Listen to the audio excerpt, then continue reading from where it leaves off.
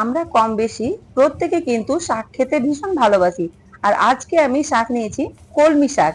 এই শাকটা কিন্তু ভীষণই ভালো লাগে খেতে। স্বাদ কিন্তু একটু অন্যরকম। এখানে আমি 500 গ্রাম শাক নিয়ে নিয়েছি। দিয়ে পরিষ্কার করে প্রথমে শাকগুলোকে ভালোভাবে ধুয়ে নিয়েছি। দেখতেই পাচ্ছেন এই যে শাকের যে উপরের অংশটা, সরু অংশটা, সেটা আমি কিন্তু নিয়ে নেব। আর নিচে যে মোটা অংশটা, সেটা কিন্তু শাক থেকে বাদ দিয়ে দিব। মোটা পাইপের মতো যেটা অংশ থাকে সেটাকে বাদ দিয়ে দিব। এরকম ভাবে একই রকম ভাবে আমি সবগুলো শাককে বেছে নেব, মানে উপরে যে কচি অংশগুলোকে নিয়ে নিব। এই যে আমি সবগুলোকে নিয়ে নিয়েছি, আবারও কিন্তু ধুয়ে নিয়েছি শাকটাকে। দেখুন, পরিষ্কার করে 4-5 বার পর্যন্ত কিন্তু শাকটাকে আমি ধুয়ে নিয়েছি। এইবার এই শাকটাকে আমি রাফলি কেটে নেব। খুব মিহি করা দরকার নেই, যেহেতু আমি শাকটাকে ভাপ দেব, তার জন্য রাফলি কিন্তু আমি কেটে নেব।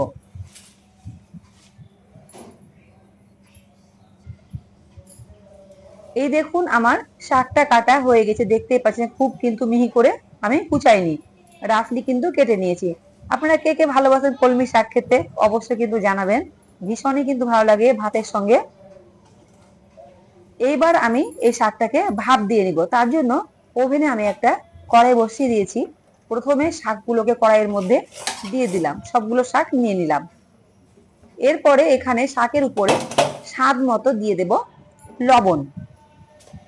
শাকে কিন্তু খুব বেশি লবণ লাগে না, বেশি হলে আবার খাওয়া যায় না।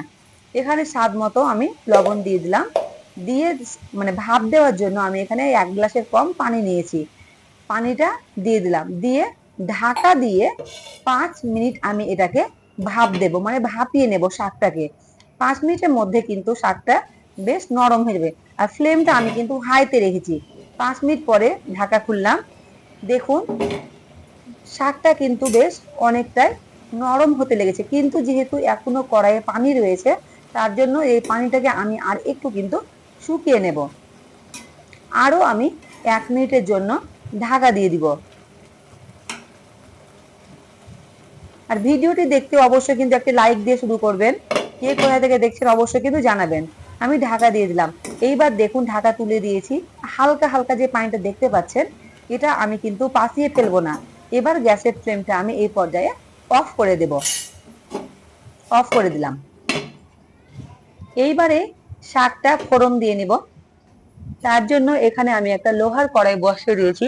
তাতে দিয়েছি 2 চামচ মতো সরষার তেল। শাক কিন্তু সরষার তেলেই কিন্তু ফোড়নটা বেশি ভালো লাগে সাদা তেলের থেকেও। এখানে ফোড়নের জন্য আমি নিয়েছি দুটো মিডিয়াম সাইজের পেঁয়াজ কুচি, স্লাইস করে কেটেছি। আর নিয়েছি দুটো কাঁচা লঙ্কা আর রসুন কুচি, একটা রসুনের কোয়া নিয়েছি। এইবার আমি পেঁয়াজটাকে হালকা ব্রাউন করে ভেজে নেব। যখন দেখবো যে হালকা ব্রাউন হয়ে গেছে, তখন শাকটা এর মধ্যে আমি ঢেলে দেব। দেখুন, ব্রাউন করা হয়ে গেছে শাক, পেঁয়াজটা। সমস্ত শাকগুলো এবার কড়াইয়ের মধ্যে নিয়ে নিব। এত সহজে শাকটা হয়। আর পানিটা পাশিয়ে কিন্তু ফেলবেন না, শাকের গুণটা কিন্তু চলে যাবে পানিটা পাশিয়ে ফেললে। তার জন্য আমি পানিটা কিন্তু পাশিয়ে ফেলে দিইনি।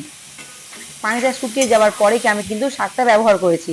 এই দেখুন কতটা সুন্দর লাগছে দেখতে। কলমি শাকটা কত সহজে, কত কম সময়ের মধ্যে কিন্তু হয়ে গেল। 10 মিনিটের মধ্যে কিন্তু এই শাকটা রেডি হয়ে যায়। তাহলে আজকে আমার এই কলমি শাকের রেসিপি আপনাদের কেমন লাগলো অবশ্যই কিন্তু জানাবেন। যদি ভালো লাগে অবশ্যই লাইক, কমেন্ট, শেয়ার করে আমার চ্যানেলটিকে সাবস্ক্রাইব করে নিচের বেল আইকনটি কিন্তু অবশ্যই প্রেস করে দেবেন। আর ভিডিওটি না টেনে প্রথম থেকে পুরোটি দেখবেন, তাহলে ভালোভাবে কিন্তু বুঝতে পারবেন। দেখুন কালারটাও কত সুন্দর লাগছে, কতটা সুন্দর লাগছে শাকটা দেখতে। আর সত্যি ভীষণই ভালো লাগে গরম ভাতের সঙ্গে। অবশ্যই একবার হলে কিন্তু আপনারা এই শাকটি কিন্তু ট্রাই করতে পারেন।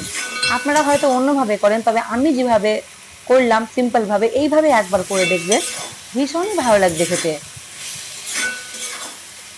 আর শাক খাওয়া কিন্তু আমাদের স্বাস্থ্যের পক্ষে কিন্তু ভীষণই ভালো। এইবার আমি একটা বাটির মধ্যে সার্ভ করে নিলাম শাকটাকে। এই দেখুন, যেহেতু লোহার কড়াইয়ে বেশিক্ষণ কিন্তু মানে খাবার কিন্তু রাখতে হয় না, কালো হয়ে যায় বা একটা লোহা লোহা একটা গন্ধ আছে। তো চেষ্টা করবেন লোহার কড়াই রান্না করলে কিন্তু সঙ্গে সঙ্গে রান্না হয়ে গেলে কিন্তু খাবারটাকে অন্য পাত্রে কিন্তু তুলে নেবেন। তাহলে দেখুন আমি একটা বাটির মধ্যে তুলে নিলাম। তাহলে আবার দেখা হবে, কথা হবে পরের ভিডিওতে। সবাই ভালো থাকবেন, সুস্থ থাকবেন।